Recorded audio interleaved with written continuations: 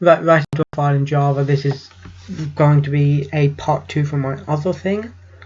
So this is usually a completely different code, which I also had to write for some project thing.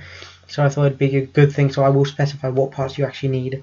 So import java.util asterisk imports everything, but it's also good practice to just use everything. So you might as well just use everything all the time. So you need these 3 imports mostly. You don't need random.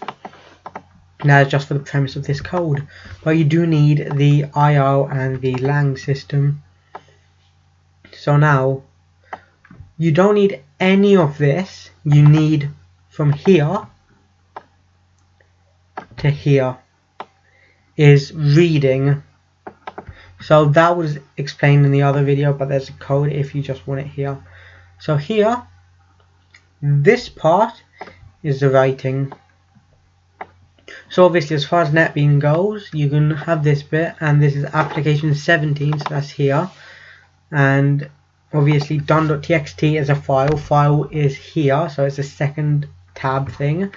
And you need to make sure that you've actually saved the file where it needs to be saved. So now, try and catch. So basically the whole purpose of try is to like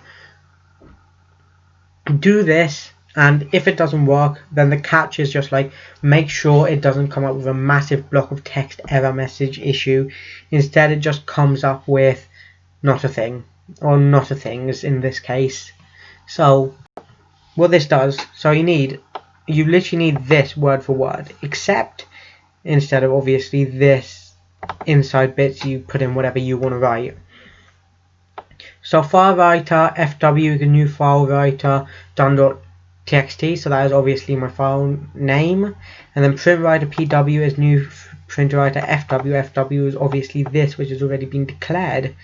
So pw, which is this, .println, so that kind of like prints it, but prints it inside of the text file instead of obviously inside of your program.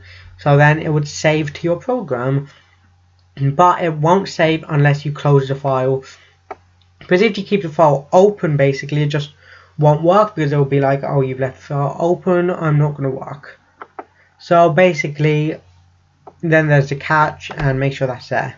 So as long as you close it, there's nothing really that interesting about it, to be honest.